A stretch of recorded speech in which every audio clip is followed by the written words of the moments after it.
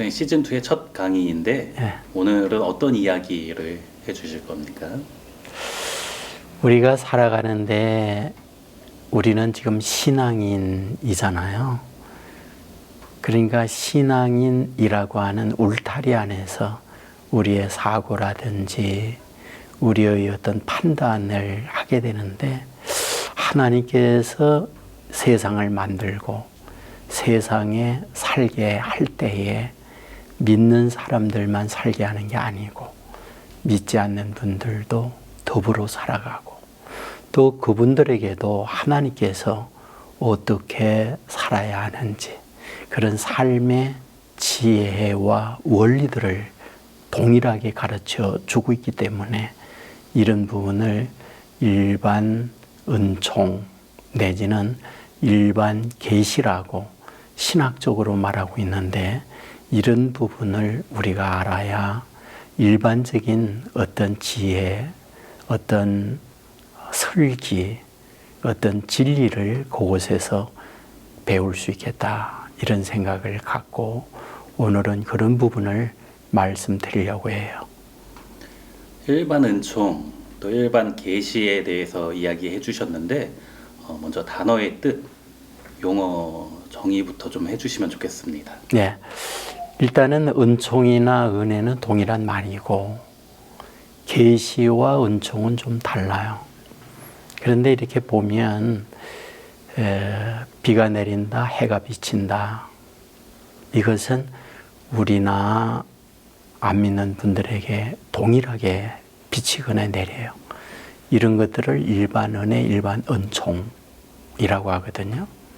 근데 계시는 숨겨져 있는 것을 드러내다, 이런 뜻을 갖고 있기 때문에 해가 빛나고 있고 비가 내릴 때에 그 가운데 하나님께서 자기를 드러내는 것, 이런 것들을 계시라고 그러거든요.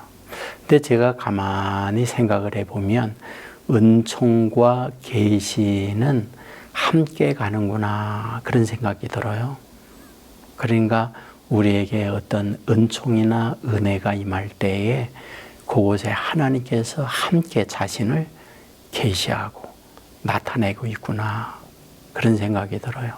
그래서 오늘 여러분들과 함께 은총적 측면과 계시적 측면을 혼용을 해서 말씀을 드려야겠다, 그런 생각을 갖고 있습니다. 하트 프레임을 하고 있는데 하트 프레임에서 왜 일반 은총, 일반 계시에 대해서 이야기를 해야 되는지를 좀 설명해 주시면 좋겠습니다. 네, 그 사람들이 그 일반적으로 갖는 것이 잘 되는 것, 성공하는 것, 이런 것들이 모두가 다 갖는 소망이잖아요.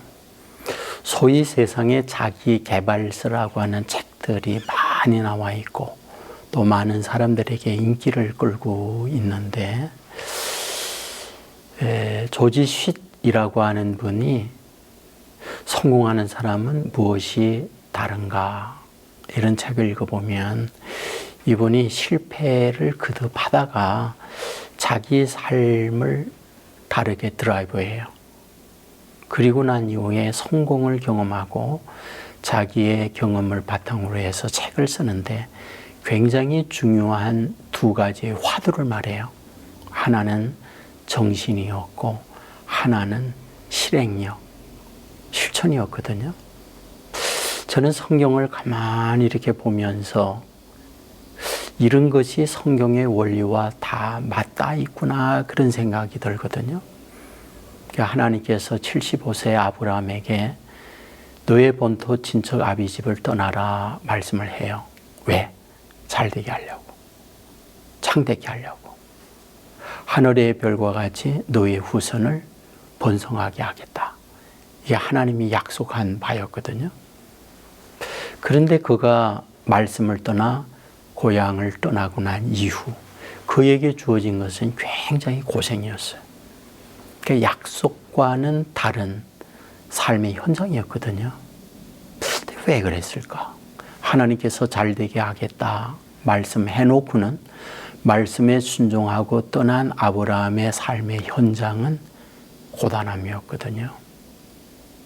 그걸 가만히 분석을 해보면 떠나다라고 하는 부분이 공간적 떠나다라고 하는 의미가 있어요. 하지만 그것보다 더 중요한 것이 정신, 갈대아 우르에서 살고 있던 우상 숭배의 사회적 분위기, 이러한 정신에서 떠나야만이 하나님께서 복을 주시는구나, 그런 생각을 정말 많이 하거든요.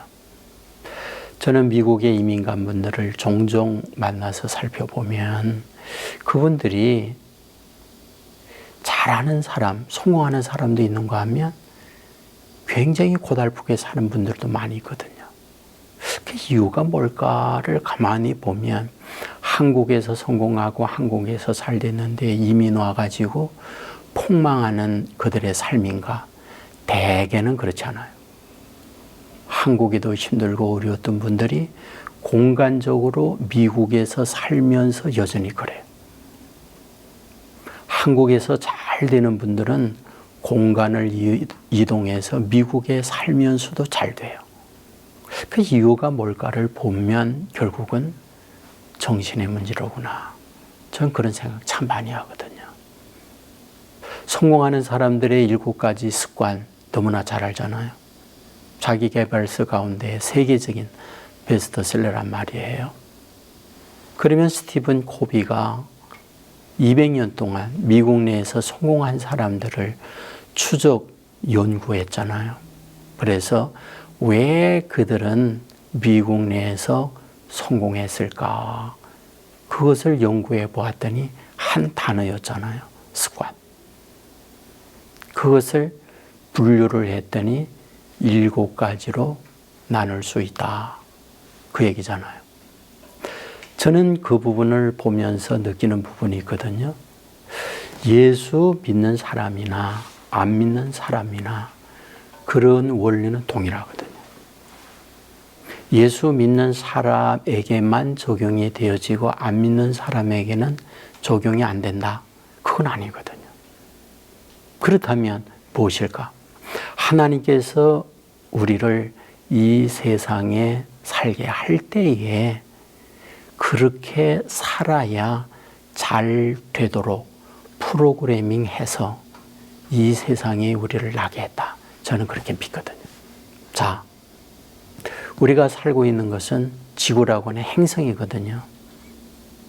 행성에 산다는 말은 지구의 공정과 자전 안에서 살아간다, 그 말이거든요. 그건 하나님의 창조예요. 하나님이 만들어 놓은 곳에 우리가 살도록 프로그래밍 되어 있는 곳에, 이곳에 보낸 거예요. 그래서 24시간, 봄, 여름, 가을, 겨울, 그리고 비가 내림과 눈이 내림, 해가 비침, 이런 것들을 우리가 누리면서 살아가요. 그거는 우리에게만 주어진 게 아니거든요. 안 믿는 분들도 동일해요. 이게 일반 계시고 일반 은총이거든요. 그러니까 하트프레임을 할 때에 우리가 단순히 성경이라고 하는 울타리 안에서만 복음적 해석에 머물면 안 된다라는 거예요. 그 사람의 도리가 있고 사람의 지혜가 있어요. 그것을 우리가 무시하면 안 된다는 거죠. 그래서 하트프레임을 하면서 이러한 도리와 지혜를 함께 우리가 해석해야 되고 바라보아야 하고 그 관점에 대한 이해를 갖고 있어야 우리 믿는 성도들이 넉넉함, 그리고 폭이 넓어짐, 그리고 모든 일을 품어낼 수 있는 그런 마인드가 될 수 있겠구나, 이런 생각을 갖고 이 하트프레임을 하면서 일반 은총과 일반 계시를 다뤄야 되겠다, 이제 그런 생각을 하게 된 거예요.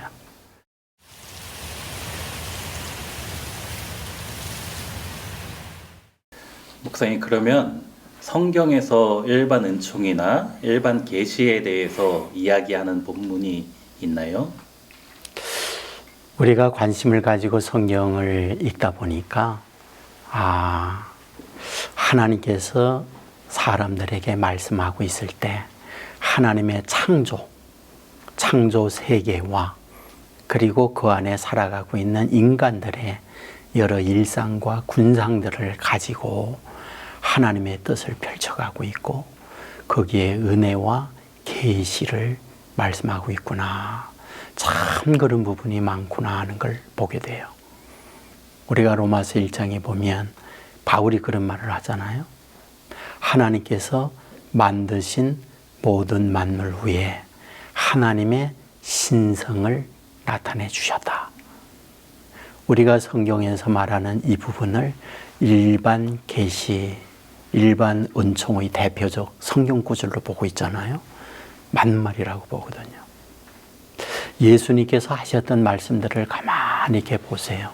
어쩌면 성경 구약의 예를 들면서 하신 말씀보다는 자연이라든지 일상을 가지고 그것을 소재하여 말씀한 것이 더 많다고 보거든요.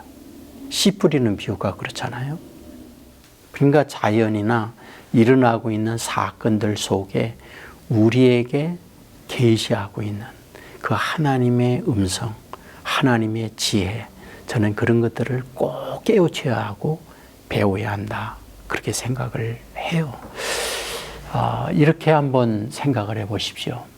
누가복음 13장에 보면 예수님께서 당시에 일어난 사건을 갖고 말씀을 하거든요.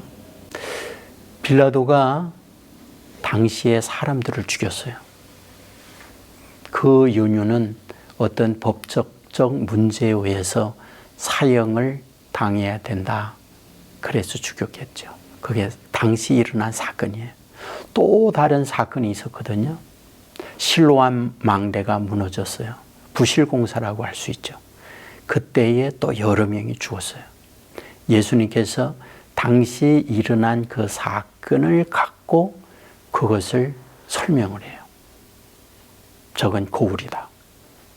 너희들을 바라보게 하는 거울이다. 너희들도 그들보다 죄가 없거나 깨끗해서 살아있는 게 아니라 언젠가는 죽을 수 있다고 하는 하나님의 채찍이고 나팔이고 사인이다.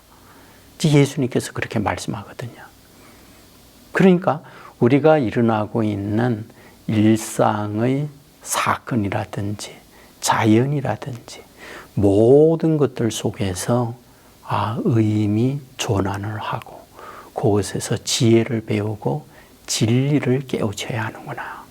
그것에 우리를 향한 하나님이 주고자 하는 메시지가 담겨 있구나. 분명하게 저는 그렇게 느끼거든요. 그렇기 때문에 하트 프레임을 하면서 이 일반 계시와 일반 은총의 부분을 저는 개인적으로 매우 그리고 폭넓게 중요하게 다루어야 할 부분이다라고 생각을 해요.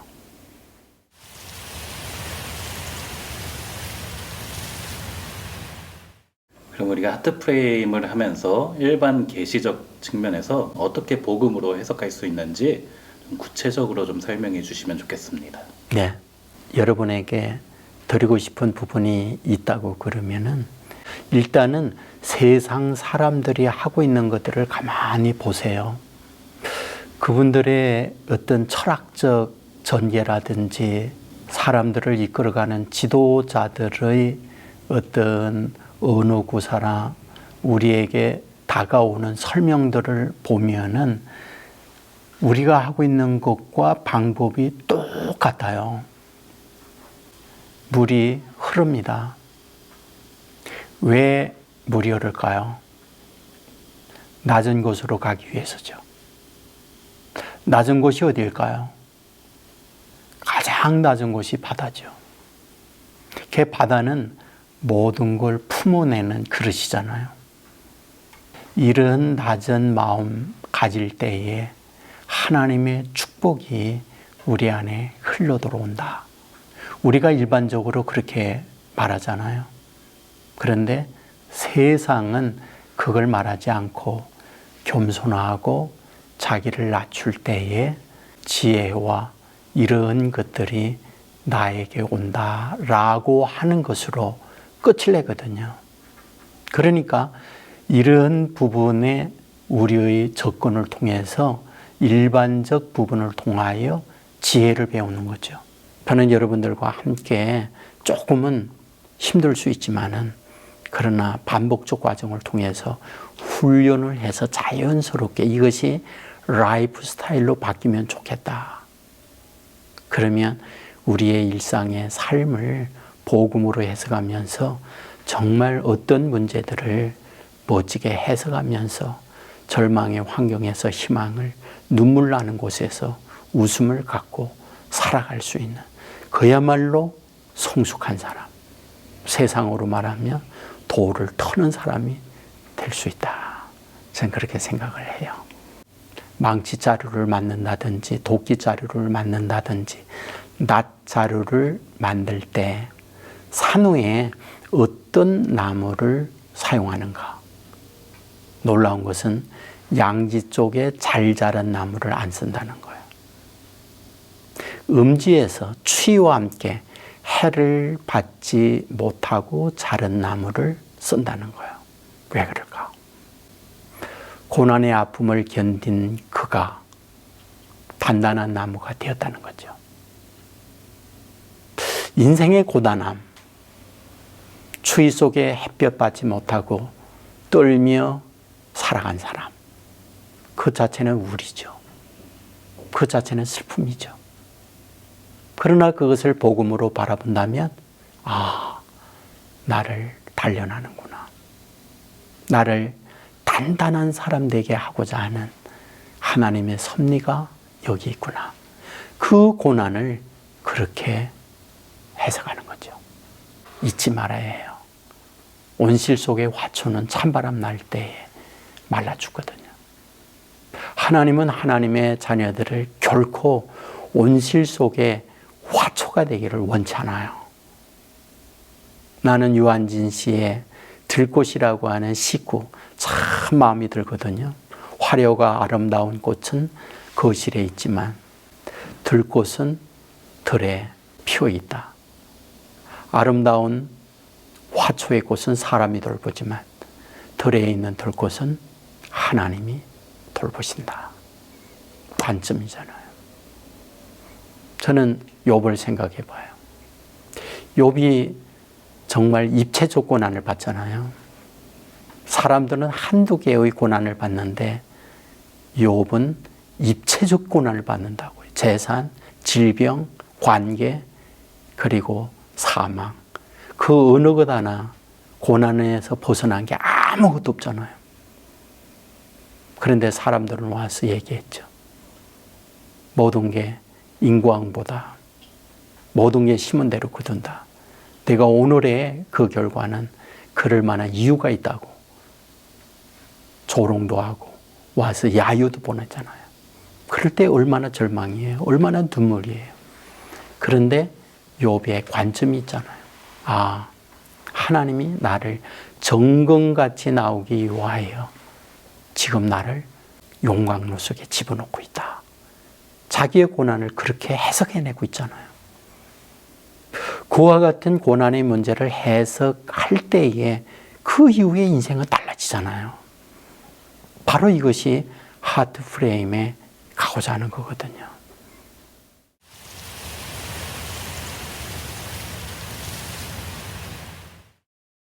여러분들에게 이런 부분을 익숙하게 하기 위하여 우리 목사님들, 전도사님들이 지구에서 굉장히 고생을 많이 해요. 그러니까 여러분들이 시간을 내서 목사님, 전도사님들이 운영하고 있는 나눔방에 꼭 참여를 하세요. 그곳에서 여러분의 힘든 부분, 또 여러분이 잘 안 되는 부분 나눌 수도 있고, 또 잘하는 분들을 통하여 여러분들이 배울 수도 있거든요.